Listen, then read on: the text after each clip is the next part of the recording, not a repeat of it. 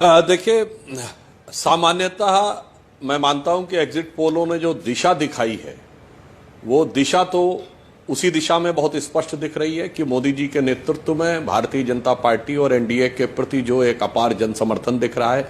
हाँ, संख्या को लेकर मतभेद हो सकता है, संख्या को लेकर हमारा अनुमान भी हो सकता है जो वर्तमान में दिखाया जा रहा है इससे बेहतर हो, और अभय दुबे जी सोच सकते हैं कि कुछ परिवर्तन हो, परंतु आज तक जितने भी एग्जिट पोल रहे हैं उन्होंने जो पूरा डायरेक्शन दिखाया है, इतना भारी अंतर अगर कभी दिखाया है तो वो एकदम रिवर्स नहीं हुआ है।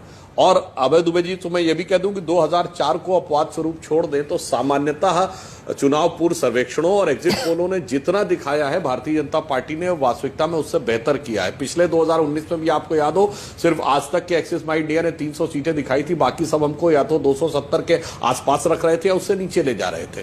खैर, वो अलग विषय है।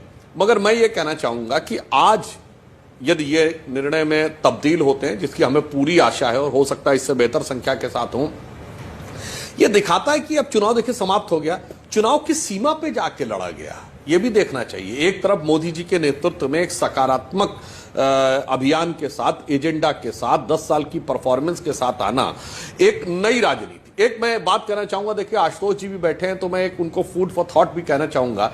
इस चुनाव में सबसे बड़ी बात जानते हैं क्या दिखी? जो लेफ्ट वाले थे जो राइट पे चले गए और राइट वाले लेफ्ट पे आ गए। हम बचपन में सुनते थे कि लेफ्टिस्ट ये कहते थे कि समाज में दो ही वर्ग होते हैं, अमीर और गरीब, और वही लेफ्टिस्ट आज आकर विश्लेषण करते हुए बताते थे नहीं ये जाति होती है, वो जाति होती है, नहीं गरीब और अमीर कुछ नहीं होता, वो तो जात बिरादरी होती है।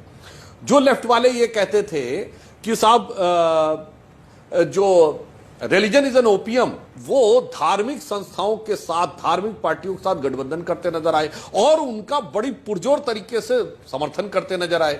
तो मुझे लगता है ये भी एक बड़ी बात रही। हम ये कह रहे थे कि समाज में गरीब और अमीर का वर्ग है और हमको हर गरीब को पहुंचा, वो कह रहे नहीं जात बिरादरी का है। तो मुझे ये लगा कि इतना जो राजनीतिक चरित्र बदलने का प्रयास होता है वो भी अक्सर बहुत सकारात्मक परिणाम देने वाला नहीं होता। एक तरफ हम वो पार्टी हैं जिसने 70 साल में किसी आइडियोलॉजिकल मुद्दे पे अपना स्टैंड नहीं चेंज किया, दूसरी तरफ कांग्रेस पार्टी जिसने कोई 10 साल ऐसा बता दे जिसपे अपना स्टैंड न चेंज किया हो। मतलब ये जातिगत जनगणना के मुद्दे से लेके और कश्मीर के मुद्दे से लेके हर मुद्दे पे जो नेहरू जी के जमाने का स्टैंड, इंदिरा जी के जमाने का आज पूरी तरह चेंज होता चला गया। तो आज समझिए नया भारत है।